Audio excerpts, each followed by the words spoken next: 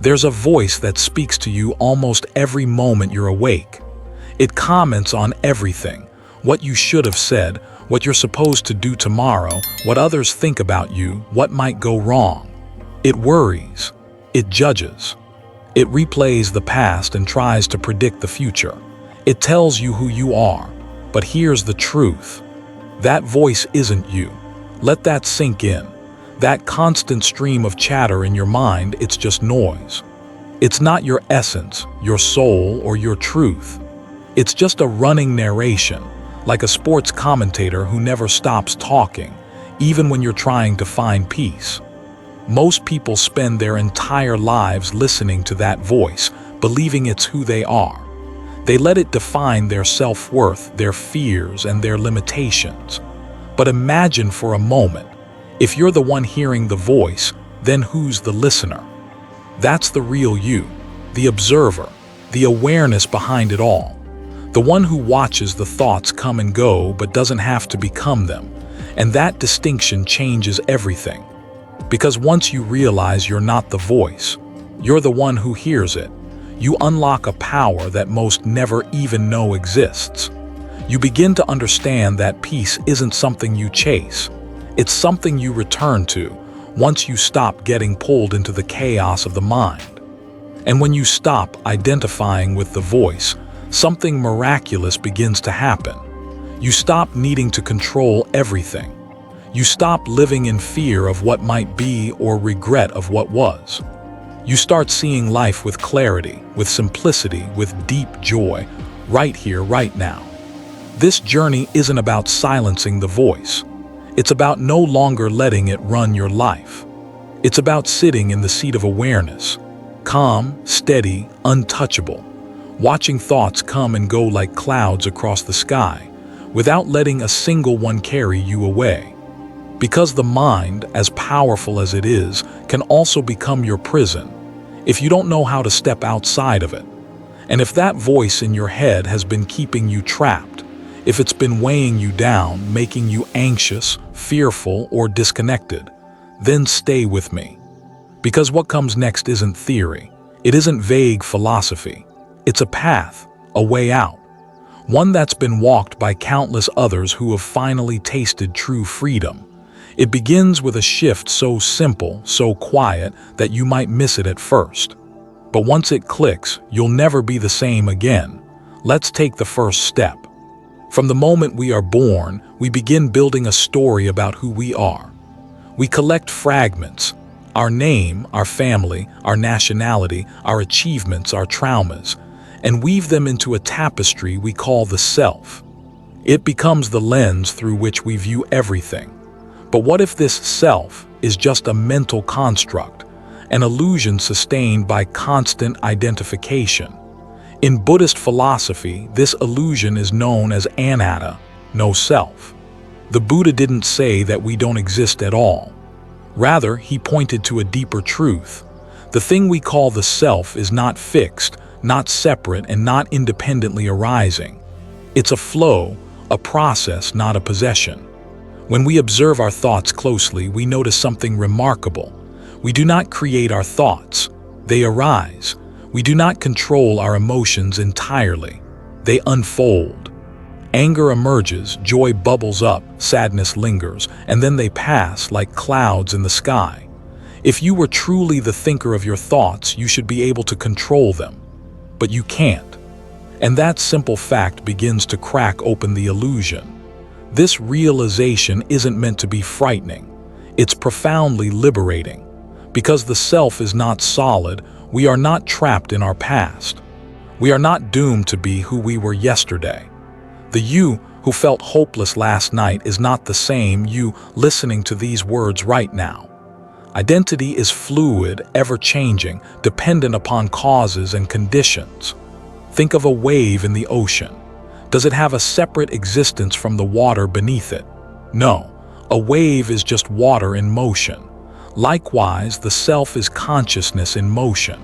The problem arises when we freeze the wave and say, "This is me." We cling to what is constantly changing and then suffer when it inevitably changes again. You may ask, But if there is no self who experiences joy or pain, who is listening? Who is aware? That is the great koan, the mystery Zen points to, not to be solved intellectually but to be lived experientially. When we drop the need to locate a fixed me, what remains is awareness itself, open, spacious, boundless. Modern science, too, is beginning to align with this view. Neuroscience reveals no central command center in the brain that we can call I. Instead, there are countless networks, firing in coordination, like a symphony without a conductor. And yet the music plays, the experience flows. When you sit in meditation and become the witness of all that arises, your thoughts, sensations, even the sense of I am meditating, something astonishing happens. The boundaries begin to dissolve. You notice that the observer and the observed are not two. There's only observation. There's only awareness. And in that clarity, suffering lessens. Why? Because suffering depends on identification. The pain is intensified when we say, "This is happening to me." But when there is just pain without the narrative of my pain, space opens. Freedom arises. This teaching doesn't ask you to abandon your humanity. On the contrary, it allows you to fully embrace it without being possessed by it. You still have a name, a story, a personality, but you no longer cling to it as your only truth. You begin to live more lightly, more spaciously. You become the sky, not the weather. To awaken to the illusion of a separate self is not to erase who you are. It's to stop mistaking the mask for the face. If the self is not a singular, unchanging entity, then what is it that we experience as me or I? Buddhism doesn't just dismiss the self, it dissects it, offering a profound and systematic explanation through what are known as the 5 aggregates, Pali, Panicakantha. According to the Buddha, what we take to be the self is merely a temporary combination of 5 ever-changing components. Like a rainbow that arises when light and water interact in the right conditions, the self arises when these aggregates come together, and disappears when they dissolve. The first is form, rupa, the physical body and all material phenomena. This includes your skin, bones, eyes, ears, organs, the air you breathe, and even the brain that perceives these things. But the body is clearly not you. Cells die and renew, features change, the body ages, and yet we still say this is me. Why? Because of the second aggregate, feeling or sensation, Vedana. This refers to the raw experience of pleasure, pain, or neutrality that arises when the senses make contact with the world. It's automatic. You touch something hot, you recoil. You hear a kind voice, you feel warm. But even these sensations change constantly. If your entire sense of self is tied to how you feel in the moment, then who are you really? Next comes perception, sanya, our ability to recognize and label things. This is a tree. That is music. This is anger. Perception helps us organize the world, but it's colored by memory and conditioning. What one person sees as threat, another may see as opportunity. So again, perception is unstable, impermanent. Can this be your true self? The fourth aggregate is mental formations. S a letter 1E45KH a macron R a, your thoughts, intentions, habits, emotions, and all the karmic tendencies that drive your behavior. It's the inner voice that says, I should do this, or I don't like that. But these too are shaped by past experiences and can shift dramatically over time. The things you used to love, you may now despise. The emotions you once couldn't control, you now can. So even your mental habits are not fixed. Finally, there is consciousness, VI in tilde a macron letter 1E47, the bare awareness that registers experiences. It's not a unified thing, but rather 6 streams of consciousness corresponding to the 5 senses and the mind. When you see, that's visual consciousness. When you think, That's mental consciousness. But like a flame flickering from moment to moment, consciousness never stays the same. It arises with each moment and fades instantly. When you put all these together, you get a dynamic system, a process, not a person. There is no core inside these 5 aggregates that is you. Rather, there is a functioning, a flowing, a happening that we've mistaken for a static identity. This understanding is not meant to be philosophical hair-splitting. It's meant to free us from suffering. Because if the self is just a process, then we don't need to cling so tightly. We don't have to defend or protect something that was never really there to begin with. It opens up space for peace, for humility, for compassion. Think of a chariot. It's made of wheels, an axle, a platform, reins, but no single part is the chariot. It's the combination that gives the illusion of a whole. So too with the self. And when one part breaks down, the illusion disappears. The Buddha's radical insight was this: when we cling to what is impermanent as if it were permanent, suffering arises. But when we see clearly, we loosen our grip, and in that loosening, we discover a freedom deeper than identity. The 5 aggregates are not meant to be feared or rejected. They're simply to be seen as they are, arising and passing just like everything else. And when you see that clearly, not just intellectually but viscerally, something profound begins to shift. The obsession with me starts to fade. What remains is a silence that no longer needs a center, just the miracle of awareness, free from the burden of having to be someone. When you look at a tree or hear a sound or notice a rising thought, what do you believe is happening? Most of us, conditioned by years of dualistic thinking, assume that we are here inside our heads, observing that. A tree, a noise, a thought out there, separate. There is an observer and there is the observed, 2 different entities. But is that truly what's going on? In Buddhism, and echoed in the teachings of J. Krishnamurti and Zen masters, the division between observer and observed is an illusion, a clever trick of the mind. Let's explore this not as a theory but as a living insight. Picture this: a memory of a painful argument arises in your mind. You instantly say, "I'm remembering it," or "I'm thinking about what she said to me." It seems natural to believe you are observing your own thoughts, but when you really look without labeling, judging, or trying to control, you'll notice something profound. There's only the thought. There's only the memory playing itself out. The sense of I watching it is itself just another thought, another arising, another ripple in the same stream. The moment you try to separate yourself from the experience, you've already stepped into illusion. Because in that very moment, who is the one who is separating?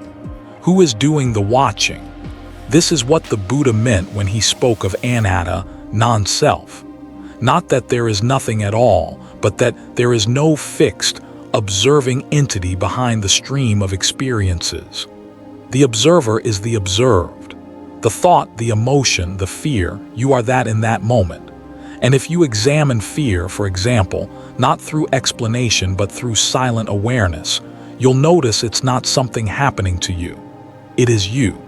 Fear arises. A sense of self that wants to escape it also arises. But the self trying to manage fear is itself made of fear. The observer is still part of the fear.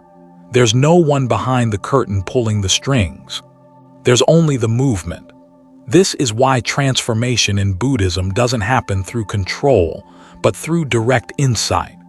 The moment you see that the observer and observed are not 2 things, there's a stillness. Not a manufactured calm, but the quiet that comes when the mind ceases to divide. And in that stillness, a new kind of seeing is born. Not the seeing of a self trying to analyze its thoughts, but the seeing without a self. The kind of seeing that doesn't reach conclusions, doesn't name or define, but simply is. And in that pure awareness, the illusion of conflict dissolves. A Zen master once said, "When I eat, I eat. When I sleep, I sleep. No observer watching a person eating, just sleeping. This simplicity isn't childish, it's profound. Because once the mind drops the illusion of duality, the world changes, not because the world changes, but because your seeing is no longer clouded. The tree isn't out there and you are in here. There is just this moment, inseparable, a single field of being. When you see a flower, that seeing is the flower. When you hear a cry, that hearing is the sound. No division. And in that realization, suffering, born from separation, begins to end. Because where there is no division, there is no resistance. And where there is no resistance, there is peace. There's a famous teaching the Buddha gave that continues to strike like lightning into the heart of human suffering. It's called the parable of the two arrows. In this teaching, the Buddha asks, if you're struck by an arrow, does it hurt? Of course, yes. But what if you're struck by a second arrow in the same spot? Does it hurt more? The answer is obvious, yet profoundly revealing. The first arrow represents physical or emotional pain, something inevitable in human life. The second arrow is the one we fire at ourselves, the mental suffering we create by resisting, judging, resenting, or clinging to that pain. Let that sink in. Pain is what happens, but suffering is the meaning we attach to it. The first arrow may come from outside, but the second always comes from within. We get dumped, and immediately the second arrow, I'll never be loved again. I'm not enough. I'm a failure. We fail at a project, and the second arrow. Why can't I ever succeed? I'm so stupid. Everyone's better than me. Someone insults us, and we replay it 100 times in our mind, stabbing ourselves with the second arrow again and again. It's not the event that causes prolonged suffering. It's the mental reaction we generate and replay.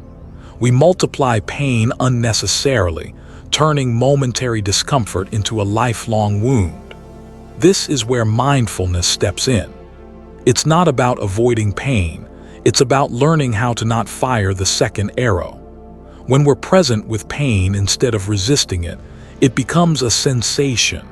Raw, yes, but manageable. We breathe into it, give it space, and notice it without clinging or aversion. With this shift, the pain still exists, but it no longer defines us. It doesn't spiral into drama. It's simply part of life, like the rain. Consider how children experience pain. They cry when they fall, but moments later, they're laughing again. They haven't yet developed the narrative-making machinery that turns one painful moment into an identity crisis. As adults, we pile stories on top of sensations, building elaborate castles of suffering with bricks of memory, expectation, and fear. But what if we stop at the first arrow? What if, instead of saying, "Why me?" we simply say, "This hurts"? What if, instead of spiraling into anxiety, we sit with the ache in our chest and breathe? What if we treat ourselves with the same compassion we would offer a friend who is hurting? The Buddha never promised a life without pain. He himself experienced illness, loss, and betrayal. But he taught that liberation comes not from avoiding discomfort, but from changing our relationship to it. This doesn't mean becoming numb or detached. It means being awake enough to see the difference between what is real and what is created, between the pain of life and the suffering of thought. And when we truly see that difference, we find a kind of freedom that can never be taken from us, not by illness, not by failure, not even by death, because we're no longer stabbing ourselves. We're simply here, fully alive with what is. One arrow is enough, and that's all it ever needed to be. Have you ever sat still in silence and noticed how your mind starts to wander? Not just for a few seconds, but relentlessly, constructing stories, regrets, plans, what-ifs, and imagined dialogues that never happened. This constant chatter, the internal narration that loops without invitation, is not random. Neuroscience has given it a name: the default mode network, or DMN. The default mode network is a collection of brain regions that activate when we're not focused on a task, when we're resting, daydreaming, or thinking about ourselves or others. It's the neurological seat of the ego. It thrives on identity, narrative, and the illusion of continuity. It's the mechanism behind that voice in your head that says, I am this, I want that, I was wronged, I am not enough, I will never be happy unless. Sound familiar? Buddhism, over 2,500 years ago, already pointed toward the very workings of this system, though it didn't use MRI scans or cortical maps. It simply looked inward, with stillness, awareness, and penetrating clarity, and realized that suffering comes not from what is, but from how the mind wraps around it. What neuroscience now measures with machines, the Buddha saw with mindfulness. The DMN is often hyperactive in people prone to rumination, depression, and anxiety. This aligns perfectly with the Buddhist diagnosis of dukkha. That unsatisfactoriness arises not from life itself, but from clinging, aversion, and the illusion of self. The ego, maintained by the DMN, is not just a psychological fiction, it's a neurobiological habit. When meditators enter deep states of awareness, studies show that their DMN activity significantly decreases. In other words, the brain literally quiets the ego. Long-term meditators exhibit more connectivity in areas associated with present moment awareness and emotional regulation, while the DMN, the engine of me, mine, and I, fades into the background. This isn't about becoming a zombie or losing all personality. It's about rebalancing, letting the ego become a servant rather than a master, allowing the mind to return home to what Buddhists call suchness, the simple, raw, unfiltered experience of this moment without the compulsive narration. There is immense freedom in realizing that the inner voice is just that, a voice, not truth, not you, just an echo bouncing around in the chamber of memory and projection. The Buddha once said, "In seeing there is only seeing. In hearing only hearing." This is not poetry, it's neurological accuracy.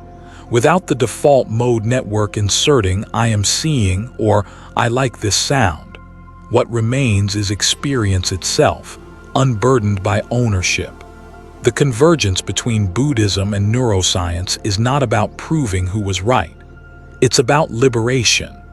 It's about seeing that the problem is not that the mind wanders, but that we believe every thought it offers us, that we identify with its content, take it personally, and allow it to narrate our reality like an unreliable narrator in a novel we didn't choose to read. You don't have to fight the default mode network. You only need to recognize it, like a recurring dream that begins to fade once you know you're dreaming. In that waking, the ego loses its throne, and something deeper, quieter, and more compassionate begins to emerge. Not as a belief, not as a concept, but as a felt experience of presence. And maybe that's the real meeting point, where ancient wisdom and modern science stop arguing and start listening. For most of our lives, we walk around inside a story about who we are, what has happened to us, what we deserve, what we fear, and what we hope for. We're not just thinking, we're identified with those thoughts. When someone criticizes us, we don't hear it as an opinion, we become the hurt. When anxiety arises, we don't see it as a passing weather pattern, we become the storm. This is the prison of identification, and the bars are thoughts like, "I am anxious, I am not enough, I will never be happy." But Buddhism, especially through the practice of mindfulness, offers the key to walk out of this mental prison. Mindfulness isn't just about slowing down or breathing deeply. It's a radical shift in how we relate to experience. It's the move from identification to observation, from "I am this emotion" to "there is this emotion." It sounds simple, but this shift is profound.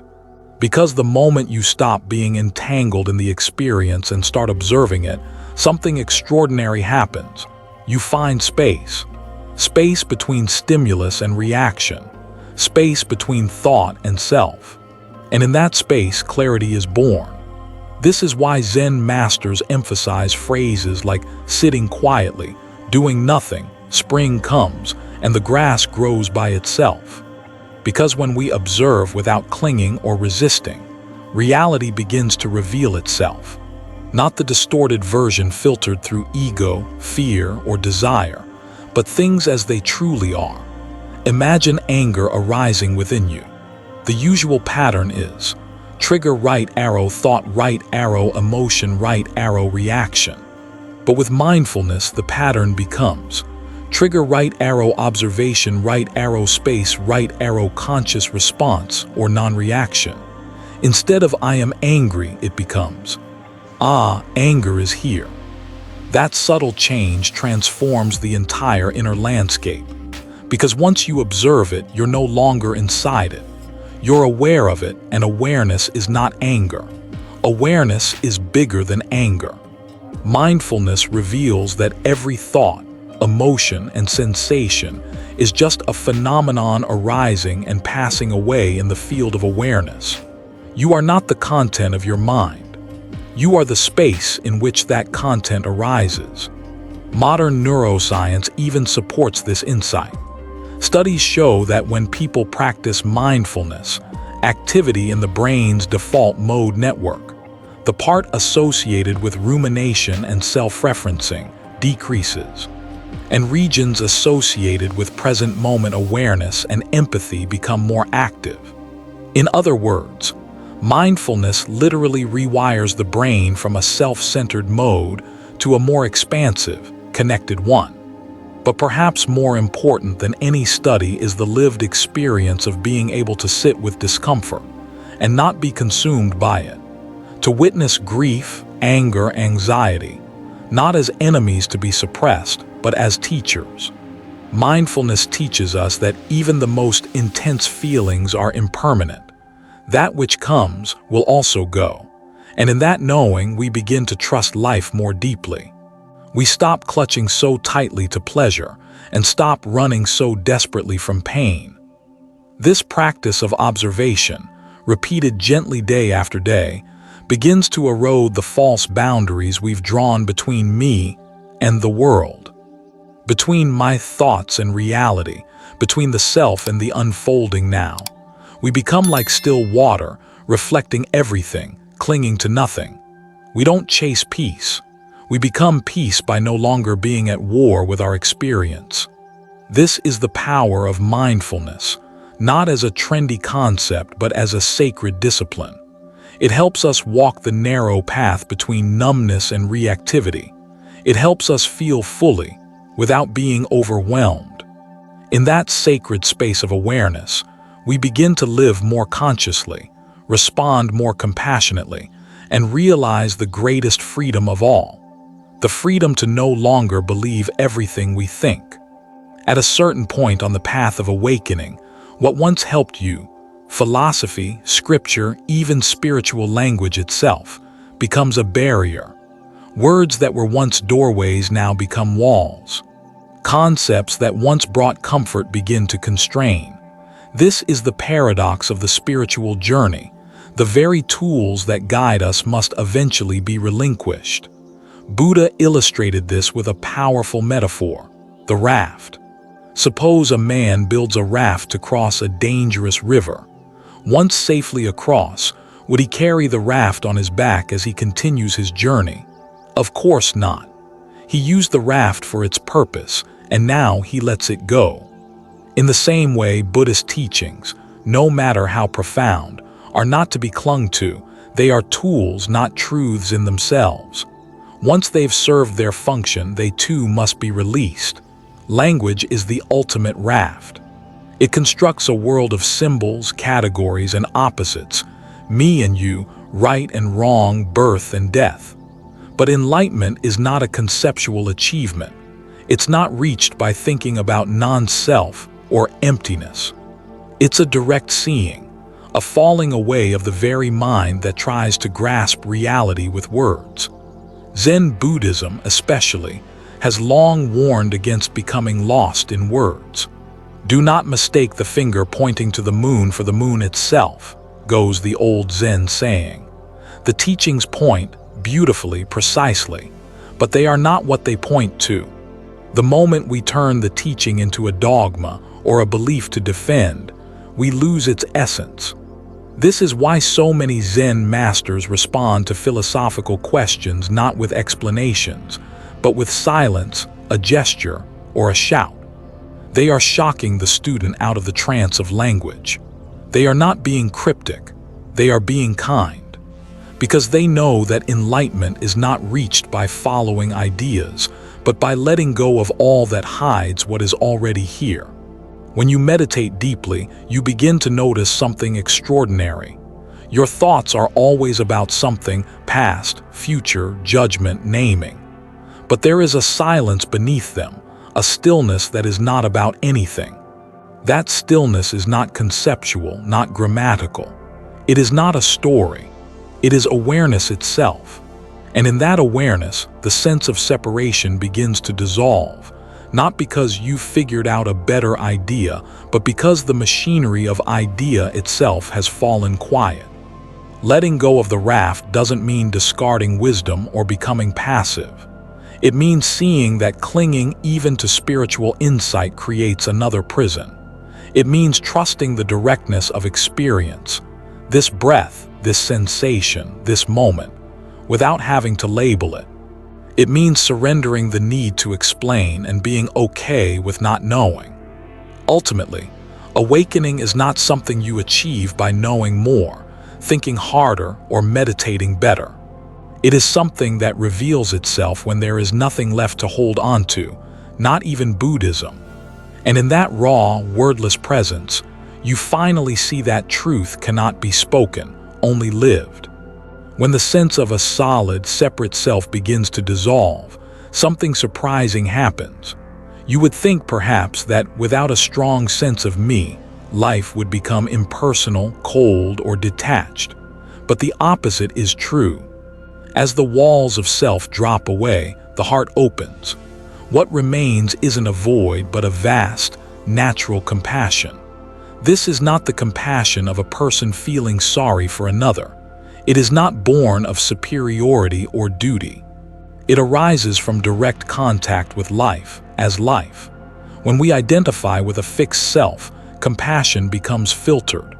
We give only to those we deem worthy. We care based on our ideas, biases, stories. But when we realize that the boundary between self and other is conceptual, compassion flows freely. A bird shivering in the cold is not other. A child crying on the street is not them. Their suffering is not separate from you. This is not poetic metaphor. It is direct experience when the illusion of self is dropped. This perspective is not about becoming soft or sentimental. It's fierce in its clarity. The Bodhisattva ideal in Mahayana Buddhism, for instance, is not about a heroic self saving others. It's about the realization that there is no self and no other. And yet, paradoxically, the vow is made to serve all beings until they are liberated. It is the embodiment of selfless action that emerges not from effort, but from wisdom.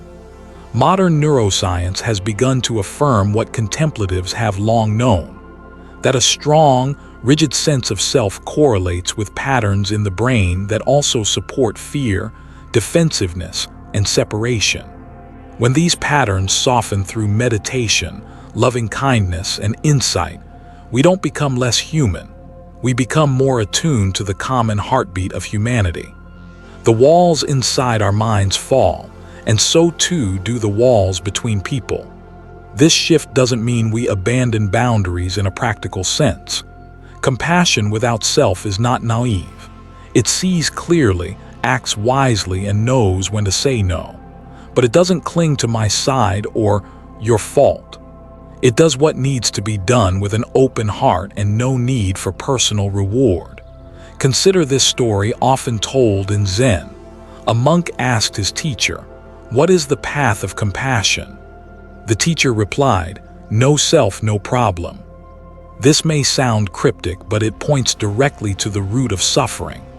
When there is no self to defend, no identity to polish, we are no longer trapped in our own narrative. We can be present for another's pain without getting lost in it. We can respond instead of react. We become the still point in the storm, not because we are emotionally numb, but because we are inwardly free. In the end, compassion without self is the most natural state. It does not have to be cultivated like a skill. It simply needs to be uncovered by removing what blocks it: fear, grasping, ego. When the me relaxes, the heart knows what to do. There is no self who is compassionate.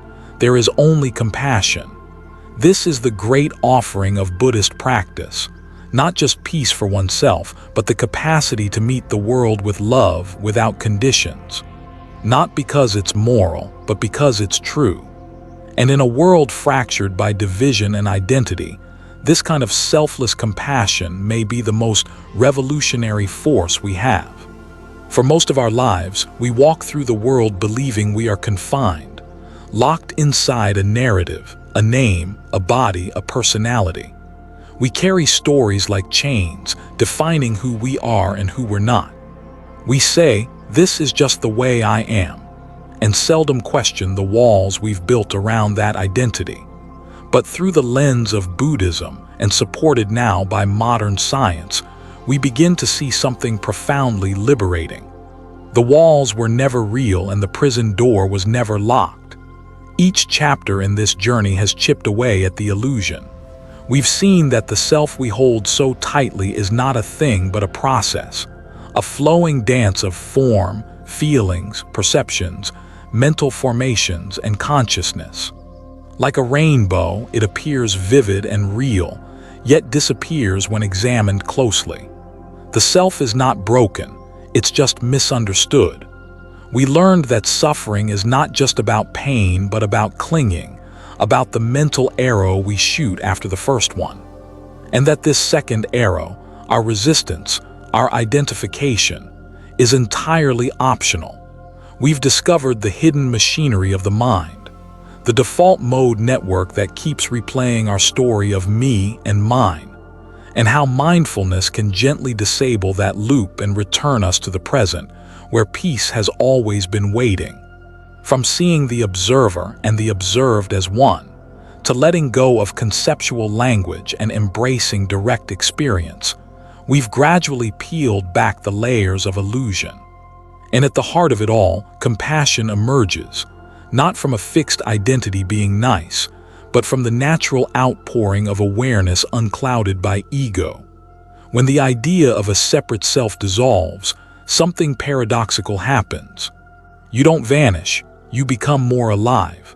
There's no one left to defend, no one to fear rejection, no one to impress. Life becomes simpler, more intimate. You see suffering in others not as their problem, but as a call for presence. You respond not from obligation, but from understanding. It's easy to hear all of this and feel overwhelmed, like the task is too big. But remember, this path is not about becoming someone else. It's about letting go of who you never were. You don't have to fix yourself. You don't have to arrive somewhere else. You just have to stop running from what's already here. The gate has always been open. The prison was never locked. The one who was trying to escape was never actually trapped. And in this moment, this breath, you are free.